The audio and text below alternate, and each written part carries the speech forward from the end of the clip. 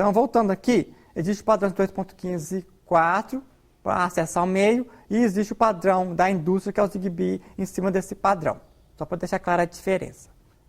Então, agora eu vou continuar falando de acesso ao meio.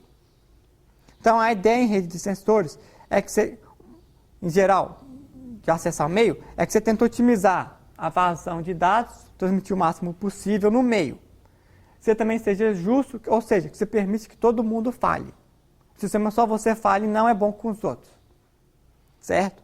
E também que a latência seja baixa, ou seja, que o atraso seja baixo. Que você não tenha que esperar muito tempo para poder transmitir. Já em especial em rede de sensores, você também foca em consumo de energia. Então você quer que os protocolos consumam pouca energia. Em especial, você quer que os protocolos funcionem mesmo que o nosso sensor durma. Mesmo que o nosso sensor durma, você quer que seja possível dos nossos se comunicarem. Se o nosso sensor estiver dormindo, como é que ele vai receber a mensagem? Então, para isso é necessário que os protocolos lidem com essa restrição. Também é necessário que seja escalável, porque você pode ter vários nossos sensores numa rede. E adaptável porque o nosso sensor pode morrer e pode acabar a energia. Então, a ideia é que seja robusto, que o protocolo funcione mesmo que o nosso sensor deixe de funcionar. As outras considerações é que então, tem um padrão de 2.15.4 e também que você tenha que a gente chama de cross-layer, que você pode utilizar toda a arquitetura do padrão ISO para fazer a comunicação. E o nosso sensor, como eu falei para vocês, existem 16 canais no padrão de 2.4 GHz. Então, também é possível você fazer protocolos com várias frequências. Então, em rede de sensor, a gente pode ter dois métodos. A gente pode ter o TDMA, que você divide por tempo. Cada tempo o nosso sensor fala. Essa divisão de tempo, quem decide isso? Pode ser um nó centralizado ou pode ser distribuído. A outra metodologia, em vez de usar TDMA, é usar o CSMA. O CSMA pode ser síncrono ou assíncrono. O que é a ideia de síncrono? Síncrono aqui é que é ao mesmo tempo. Ou seja, todo mundo tem um relógio, então todo mundo sabe, tem a noção de que mesmo tempo. Só que no universo o tempo não é absoluto, é relativo. Então, essa ideia de que tempo absoluto funciona não é verdade. Física nos fala isso. E o assíncrono, então, a ideia é que, mesmo que você não tenha um relógio, você consiga comunicar com o outro. O síncrono, ele tem uma restrição a mais. Ele precisa que você tenha um relógio funcionando. Mas aí, então, isso facilita as coisas. O assíncrono, ele é mais robusto. Porque mesmo se você não tiver o relógio funcionando, você consegue comunicar. Mas nem sempre a gente ganha. No assíncrono, então, vai ter que, para atender essa ideia que o relógio não funciona, vai ter algumas perdas de vazão. E, finalmente, como em computação, a primeira coisa que você aprende em computação é resetar, certo? A segunda coisa que vocês aprendem é o quê? É um sistema híbrido, que funciona de certa maneira para um caso e de certa maneira para o outro. Então, o híbrido, a ideia é misturar o TDMA com o CSMA. Então, aqui está a história dos protocolos de rede de sensores na camada MEC. Nós temos, então, o CSMA, que o nó, periodicamente dorme e ouve se tem uma transmissão. E faz contenção do meio, ouvindo se ninguém está transmitindo. E esse, então, o CSMA pode ser dividido em dois, em síncrono e assíncrono. O síncrono a gente chama de escalonar ouvindo, e o assíncrono você tem que chama de LPL. Então nós temos no síncrono o SMAC e o TMAC, e o assíncrono nós tínhamos o BMAC. Depois nós temos foi feito o protocolo SCP, e do BMAC veio o XMAC e o RIMAC. Já no outra família, em vez de CSMA, nós temos o TDMA, que você aloca slot de tempo. Então nós temos o ZMAC e depois você vai ter o híbrido dos dois, que é o ZMAC, e depois o Funneling MAC. Então eu vou começar falando para vocês do Scheduling Listening, que é um protocolo CSMA síncrono. Qual que é a ideia, então, do SL? É bem simples. A ideia é que o nosso sensor vai dormir durante um tempo e vai ficar acordado durante um tempo. E quando ele ficar acordado, você pode tanto transmitir quanto receber. Porque se você tem um ciclo de trabalho baixo, ou seja, o nosso sensor dorme bastante e consome pouca energia. Só que você tem que saber quando o outro nó vai acordar. Então, eles precisam que eles sejam sincronizados. E durante um tempo, se eles estiverem acordados e um vai transmitir, pode acontecer colisões. Então, esse é o mais simples, CSMA síncrono. Depois disso, veio o quê? Veio o SMAC. Que a ideia também, durante o intervalo você ouve, no outro intervalo você dorme. Então, seu ciclo de trabalho é igual ao outro, vai ser o quê? O tempo que você ouve dividido pelo tempo total do ciclo. E aí o nó, ele vai ficar livre para poder ouvir ou dormir. Só que aí é necessário que os nós vizinhos sejam sincronizados para poderem saber quando é que o nó vai estar acordado.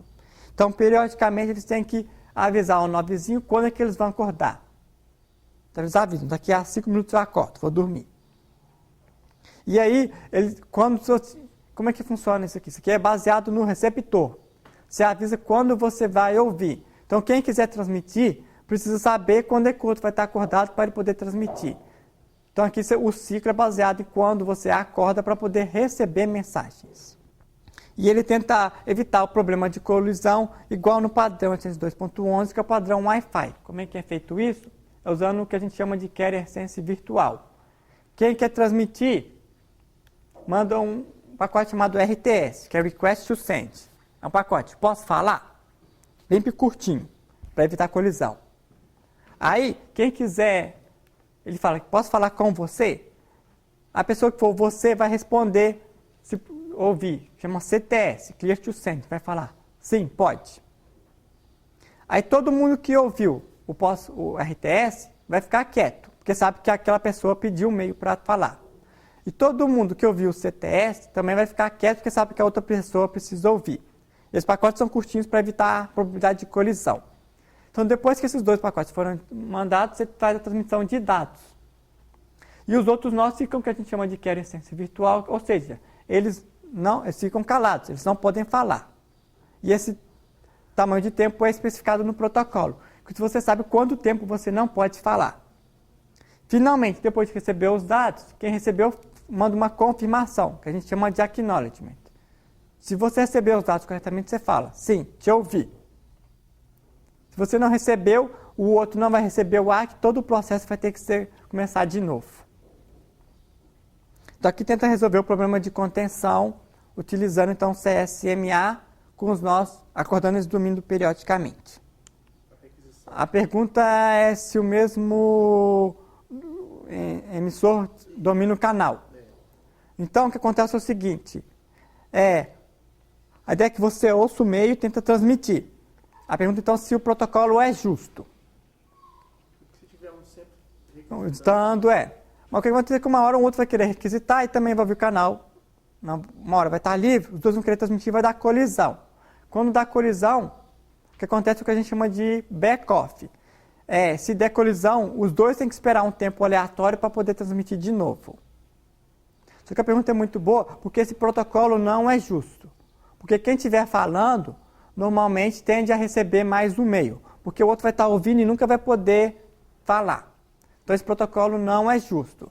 Existem várias pessoas estudando como tornar esse protocolo justo. Quando ele estiver acabando de falar, ele já pediu uma outra na hora, ninguém entra. Isso. Mas uma hora um outro vai pedir de novo. Aí então, probabilisticamente, uma hora vai pedir de novo, os dois vão entrar em back-off e ter que esperar aleatoriamente. Só que um terceiro nó também que quiser transmitir, toda hora ficar ouvindo que alguém está transmitindo, ele não transmite. Então, eu vou falar isso aqui daqui a pouco. No CSMA, se tiver muita gente querendo falar, ele entra nesse problema. Ele deixa de ser justo. Um outro protocolo é o BMAC. Então, só voltar aqui. O BMAC está na família do CSMA, mas ele é assíncrono. Por ele ser assíncrono, então não é necessário que todo mundo tenha um reloginho. Não é necessário saber quando está acordando e dormindo. Então, como é que ele funciona? É o seguinte, o S aqui é o sender, o R é o receiver. Então, o sender, ele utiliza o que a gente chama de preâmbulo, ele fica transmitindo durante um tempo esse preâmbulo.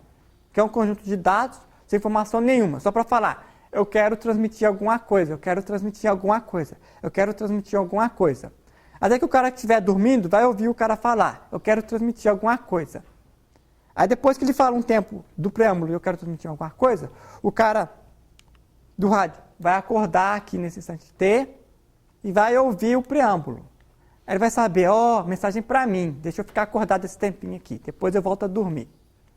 Aí então ele recebe os dados, depois que o preâmbulo acabou, recebe os dados e volta a dormir. Dessa maneira, você não precisa ter um reloginho para cada um funcionando igualzinho. Alguma pergunta, gente? Então, dessa maneira, você não precisa ter um reloginho funcionando igualzinho para todo mundo. Então, ele é mais robusto nessa questão. Porém, você está gastando a banda transmitindo esse preâmbulo, que é dado inútil. Mas é um trade-off. Não dá para fazer um sistema melhor para tudo. Certo? E o outro nó aqui, terceiro, ele também acordou aqui, teve que ouvir todo o preâmbulo para depois saber que o dado não era para ele. Porque o preâmbulo não diz para quem, só diz que o outro quer transmitir. Então esse protocolo tem dois problemas. O primeiro é o que a gente chama de overhearing, que o nó tem que ficar escutando mensagem dos outros sem querer. E o segundo que você gasta a banda com o preâmbulo. Mas como é que no preâmbulo sabe quem vai receber, não é isso? Não, o preâmbulo só fala quem quer transmitir. Quem quer transmitir? O preâmbulo indica que o nó S quer transmitir, então ele está transmitindo o preâmbulo. Não é destinatário, não? Não.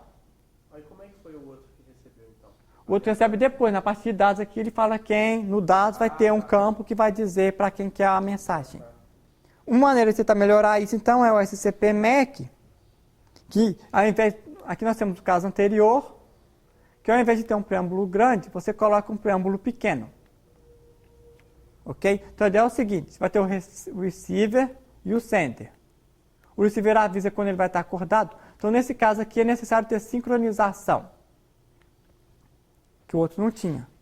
E aí então, quando o sender vai mandar um tone avisando para o receiver que ele quer transmitir. Aí o receiver vai saber, daqui a pouco ele quer transmitir. Aí na próxima ele vai transmitir os dados e o receiver vai receber.